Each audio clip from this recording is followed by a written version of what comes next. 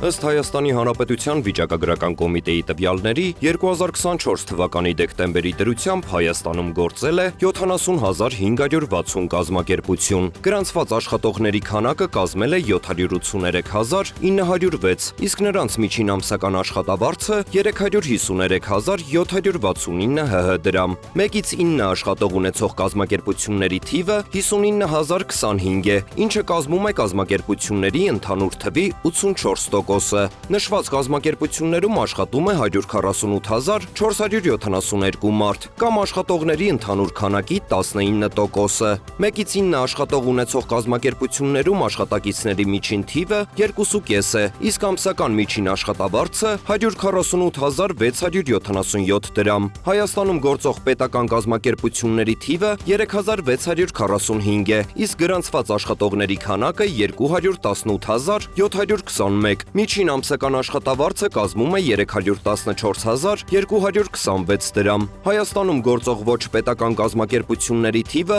66,915 է, իսկ գրանցված աշխատողների քանակը 565,185, միջին ամսական աշխատավարձը կազմում է 369,072 դրամ։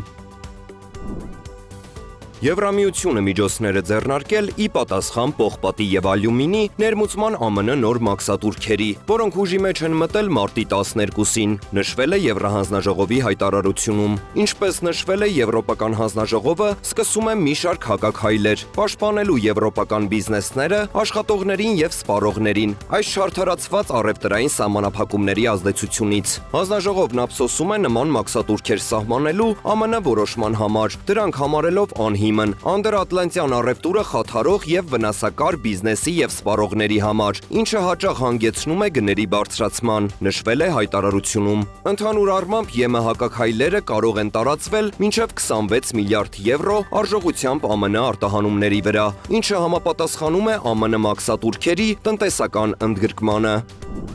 Ըստ Հայաստանի Հանրապետության վիճակագրական կոմիտեի տվյալների 2024 թվականի հունվար-դեկտեմբեր ամիսներին Հայաստան այցելած զբոսաշրջիկների 41%-ը ժամանել են ԱՊՀ երկրներից։ ԵՄ երկրներից ժամանածները կազմել են 14,4%, մնացած 44,6%-ը ժամանել է այլ երկրներից։ Զբոսաշրջիկների 38,1%-ը ժամանել են Ռուսաստանից, 9,2%-ը Իրանից, 8,1%-ը ԱՄՆ-ից,